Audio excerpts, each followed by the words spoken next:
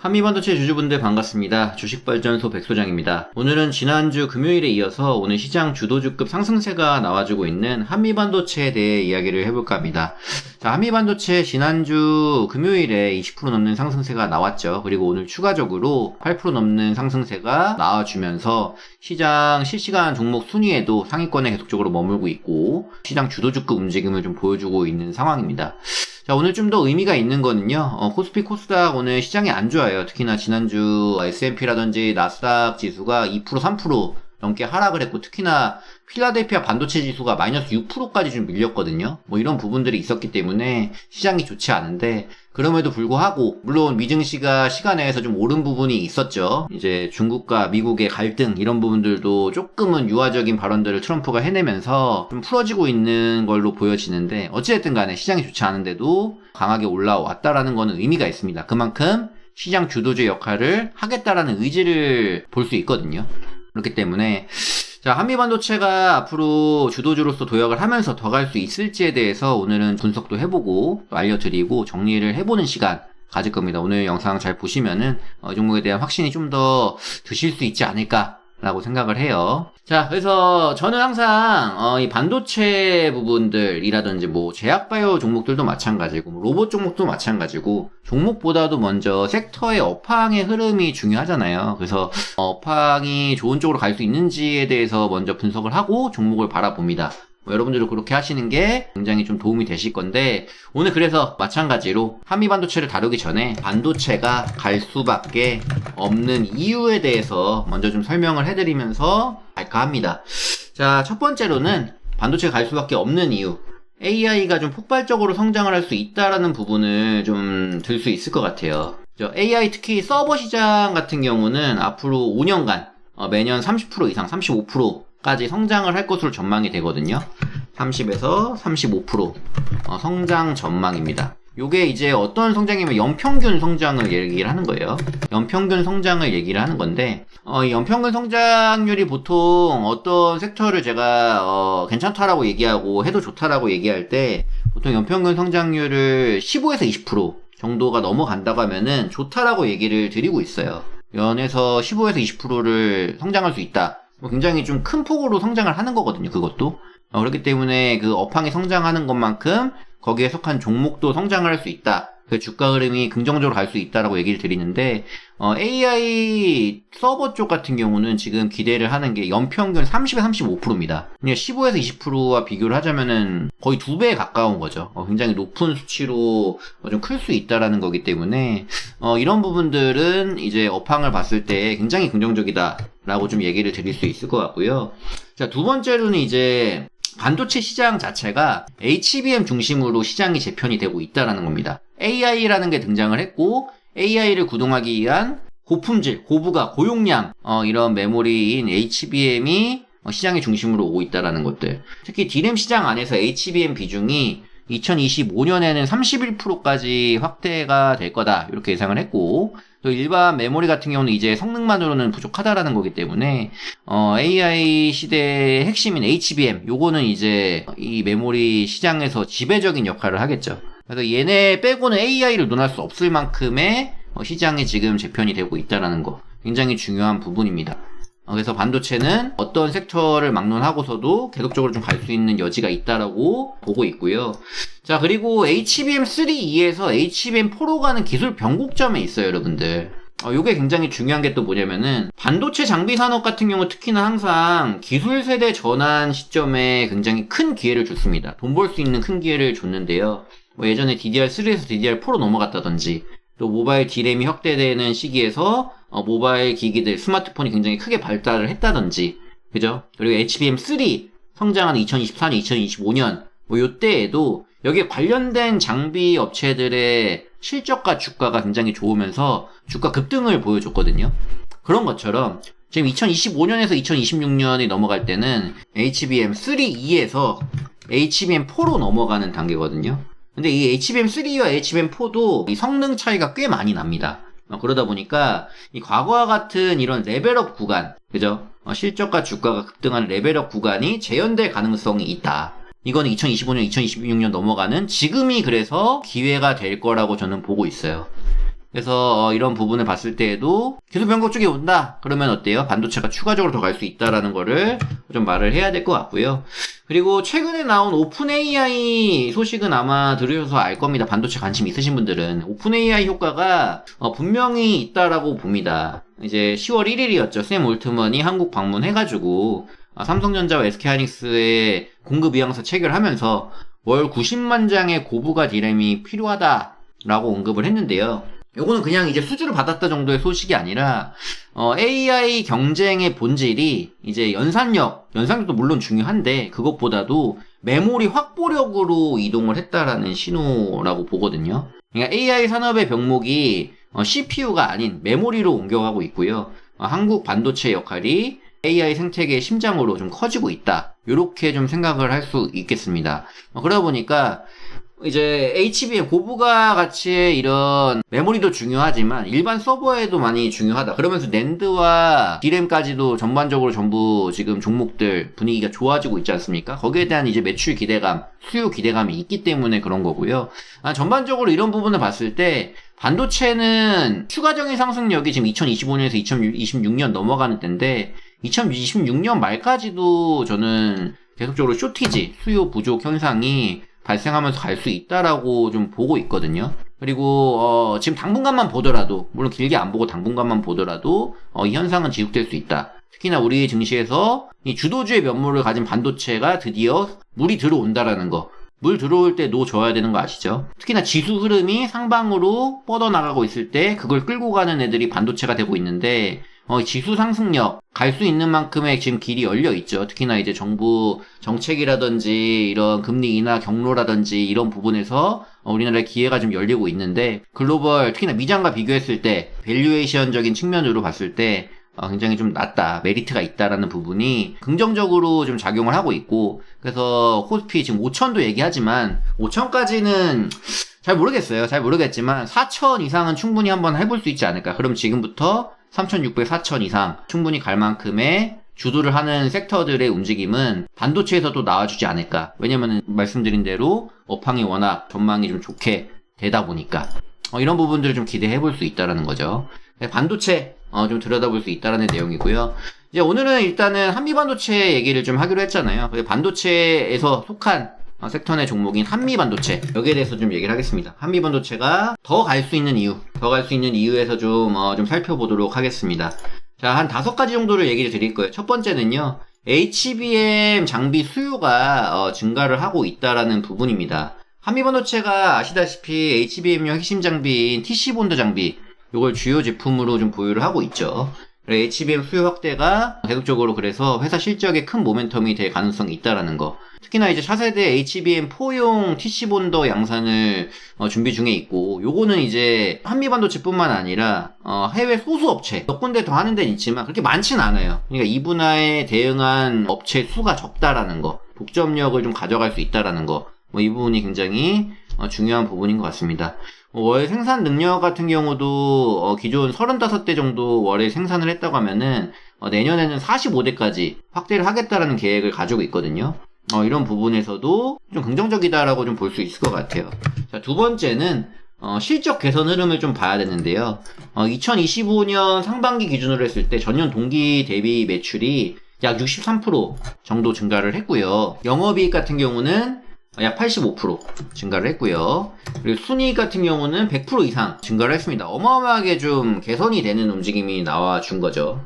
이런 부분들. 특히나 2분기 실적도 굉장히 좋았는데 매출도 45%, 영업이익 55%, 영업이익률도 47%까지 도달한 것으로 좀 나와줬죠. 근데 앞으로 이제 좀 있으면은 3분기 실적이 아마 나올 거예요. 근데 이 3분기 실적도 기대가 굉장히 됩니다. 특히나 이제 최근에 또 수주 소식들도 계속 나와주고 있고, 기존에 이제 매출냈던 장비들의 매출과 실적이 실질적으로 좀 찍히게 되는 시점이 또 3분기이기도 하기 때문에 최대 실적이 좀 기대가 되고 있어요. 이런 부분들이 한미반도체를 지금 보유하고 계시는 분들이라고 한다면은 추가적으로 더 가져갈 수 있는 요인이 되지 않을까 생각을 합니다. 지금 이제 미중 갈등이라든지 여러 가지 이슈들이 있으면서 또 시황이 복잡하지 않습니까? 이럴 때 좀 3분기 실적이 온다. 그럼 결과적으로는 이제 실적이 좋은 애들이 살아남을 수밖에 없어요. 그죠? 실적이 기대되는 애들을 잘 붙들고 얘네들을 키워나가야 되는데, 아무튼 좋은 업황과 함께 또 기대되는 실적, 이런 것들을 가지고 있는 게 한미 반도체이기 때문에, 충분히 기대감을 가지고 주가가 또 탄력을 받고 있을 때 더 키워나갈 수 있는 그런 상황이지 않을까, 그렇게 생각을 합니다. 이 부분을 또 참고를 해보시면 또 좋을 것 같고요. 자, 그래서 실적 개선 흐름도 좋다. 세 번째로는 뭡니까? 이 실적 개선이 왜 되느냐, 좋아지느냐, 결과적으로는 글로벌 고객사를 확보를 하고 매출 다변화를 일으키고 있다라는 부분들, 이 부분도 굉장히 중요한 것 같아요.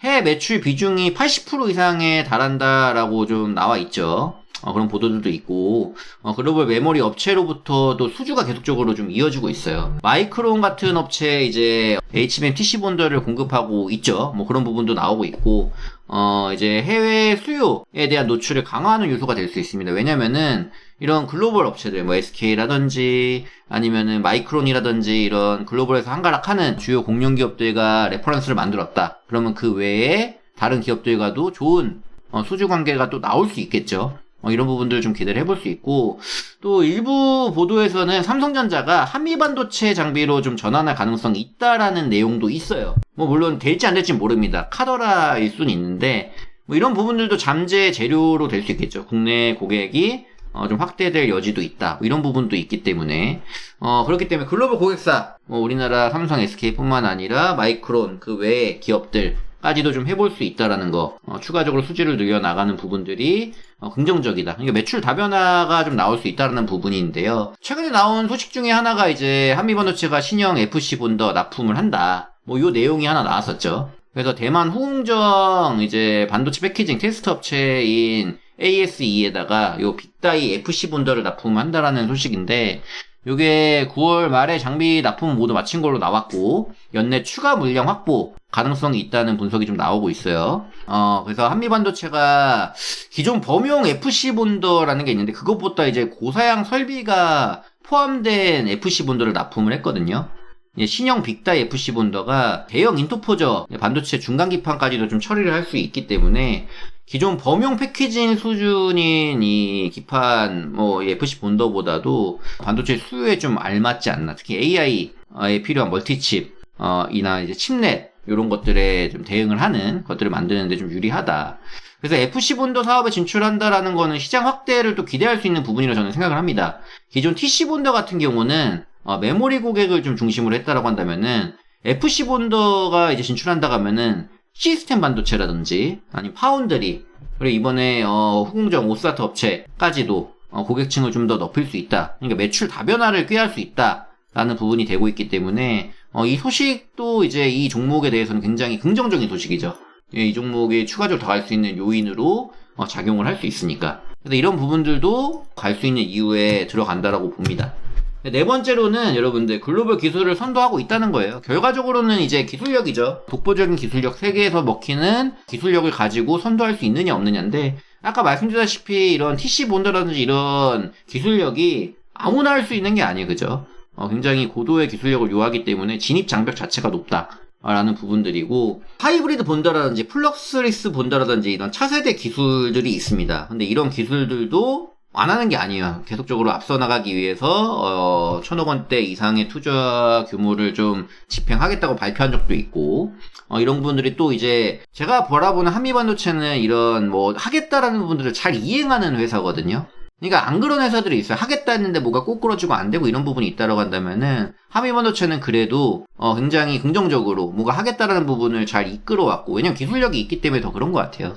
그런 부분에 봤을 때에도 계속적으로 좀 글로벌에서 리더 역할을 하면서 갈 수 있지 않을까. 그럼 지금 이 업황을 맞아서 특히나 HBM이 주목되고 이 반도체가 주목되는 시기에 한미반도체라는 종목이 다시금 뛸 수 있는 여건은 마련되고 있다라고 좀 생각을 해볼 수가 있겠죠. 자, 마지막으로 실적 베이스가 점점 견고해지고 있다. 이런 구조로 가고 있어요. 사업 기반 자체도 실질적으로 더 튼튼해지고 있고요. 변동성이 좀 심한 반도체 업황 속에서도 그냥 기술 장벽이 있기 때문에, 기술 장비 쪽으로는 진입 장벽이 높기 때문에 경쟁 완화 요인이 좀 될 가능성이 있습니다. 경쟁이 막 치열하다 그러면은 이제 판매가 좀 부진할 수 있겠죠. 그래서 오히려 이제 삼성전자라든지 SK하이닉스라든지 마이크론이라든지 뭐 이런 쪽은 더 많이 누가 파일을 가져가냐 싸움이잖아요.